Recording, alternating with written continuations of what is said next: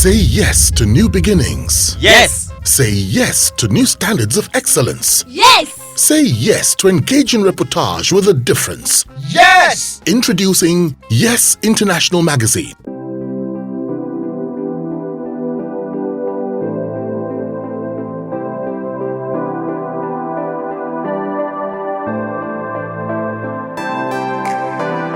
Now, I need you to tell us your romance with Show. How? Well, I would say effectively, as in my late teenage years, I was in the university. Before I went to Benedict University in Ekpoma, I was in Lagos State College of Science and Tech, briefly. So getting to Ekpoma, it was more like I found it boring with a new school, Lagos boy coming, a lot of action, fire. So I realized instead of just complaining, why don't you be part of a solution? I'm complaining school is dry. Everybody says school is dry. Okay, what are you doing? So I started by organizing Saturday mass jogging, where you go and get convince people to come out. I used to jog and run every morning before class, 5:36, go and run before going to class by 8. So I convinced people to join, and then we'll go and jog together. Then as I started getting the attention and having a crowd that could listen to me, come out on Saturday, everybody comes out. I'm like, I can turn this into something else. So I started bringing in with some friends, DJs to school. You know, those people that will come and mime. Their head is like mine, but they'll wear like a beret and put weave on and throw it around like it was Bob Marley singing. Just those little level stuff. Then Sunday jump once every month in the cafeteria. Got involved with deep beauty pageants and all of that. So, yeah, that was how it started. The need to fill a vacuum.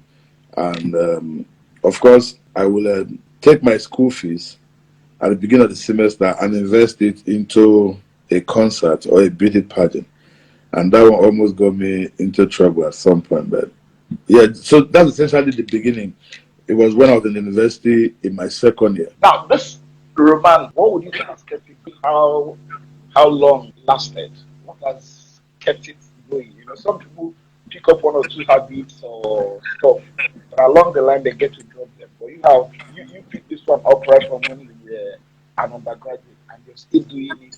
Not only doing it, but doing it very, very well. What has kept it going? Well, what's kept me going is the fact that I believe I didn't go into show business for. I didn't see it as a business at the beginning. It was something of a hobby.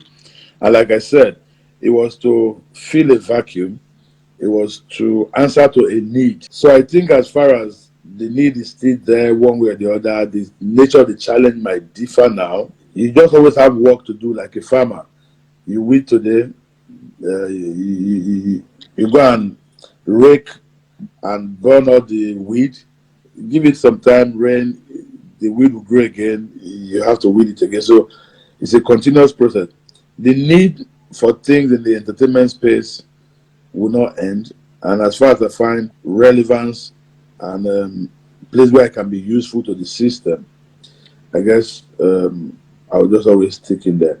Plus, it's too late now to try something else. I can't be a delegate at this age now. I don't know their method. I like that. I like that. Now, to excel, in showbiz, what must one do? To excel in show business, where there are two aspects. There are those who are in the background, and then there are those who are up front. But one thing applies to both of them. You must be dedicated to what you're doing. Either it's a calling, or it's a vocation, or it's an interest. Even if it's a hobby, you must be dedicated and be committed to whatever aspect you have chosen to operate in. And you never stop learning because things are changing every day. Imagine, I used to manage musicians in the past, but imagine how things are done now with internet. Those days, people would come from Aba, from Cameroon with money in a bag, roaming all over the street, looking for an artist's house or a manager's house just to dump the money because they want to have a show. Today, you just sit down, press buttons, fund transfer. You don't need to come and ask the artist. You travel from Port Harcourt to come to Lagos to find out if Raskimono was available. It's a phone call now on Instagram. You can put the question out in the air, he'll pick it up. So times have changed. For anybody like myself who's been in, you find that the major challenge you have is you must learn to keep the pace of how times are evolving. If not, you wake up one morning and you are speaking a different language from the rest of the